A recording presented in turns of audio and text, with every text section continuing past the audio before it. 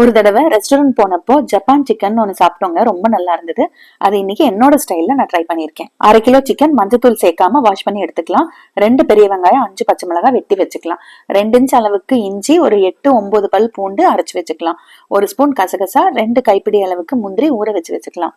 நீங்க முந்திரி இன்னும் கொஞ்சம் கம்மியா கூட சேர்த்துக்கலாம். ஒரு அடிகனமான கடாயில ஒரு 5 ஸ்பூன் எண்ணெய் ஊத்திட்டு பட்டை கிராம்பு தாளிச்சிட்டு வெட்டி வச்சிருக்க பெரிய வெங்காயம், பச்சை மிளகாய் சேர்த்து கலர் மாறாம கொஞ்சம் வதக்கிக்கலாம். வெங்காயம் நல்லா வதங்கினதுக்கு அப்புறமா அரைச்சு வச்சிருக்கிற இஞ்சி பூண்டு பேஸ்ட் சேர்த்துக்கலாம். பச்சை வாசம் போய் நல்லா எண்ணெய் பிரிஞ்சு வர வரைக்கும் வதக்கிக்கலாம். இப்போ சிக்கன் பீசஸ் சேர்த்து கலந்து விட்டுட்டு ஒரு 1/2 ஸ்பூன் அளவுக்கு கல்லுப்பு மட்டும் சேர்த்துக்கலாம்.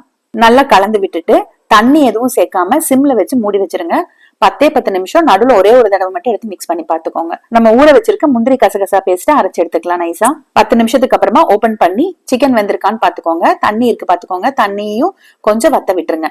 இப்ப இதுல நம்ம வதக்கருக்கு சேர்த்திருக்க பச்சை மிளகாய் எல்லாம் எடுத்துடலாங்க.